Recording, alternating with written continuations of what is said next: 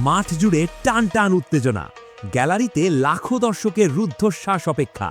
ঠিক তখনই ঘটল সেই অবিশ্বাস্য ঘটনা। ফুটবল বিশ্বকে স্তব্ধ করে দিয়ে কানাডার রক্ষণভাগ চূর্ণবিচূর্ণ করে মরক্কো লিখল এক নতুন ইতিহাস।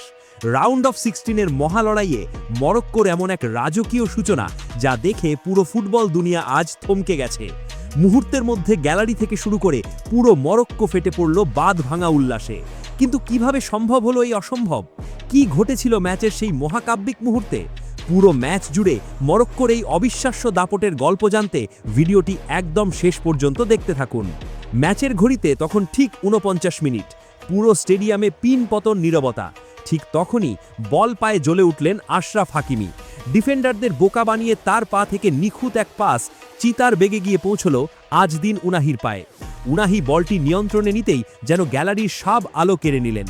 ডি বক্সের ঠিক বাইরে থেকে ডান পায়ের এক দুর্দান্ত বুলেট গতির শট।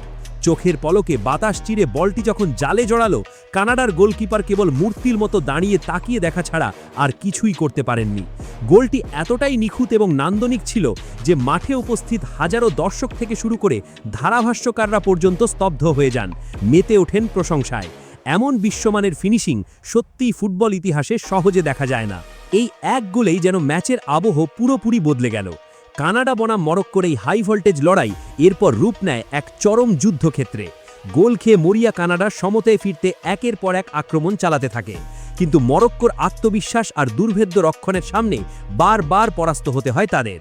আশরাফ হাকিমি, আজদিন উনাহি আর পুরো মরক্কো দল আজ বিশ্বমঞ্চে বুক চিতিয়ে প্রমাণ করে দিল তারা কোনো পরাশক্তির চেয়ে কম নয়। মরক্কোর এই অবিশ্বাস্য এবং সাইক্লোন গতির পারফরমেন্স দেখে ফুটবল বিশেষজ্ঞদের এখন একটাই ধারণা, এবারের বিশ্বকাপে হয়তো বড় কোনো রূপকথা লিখতে চলেছে এই মরক্কো।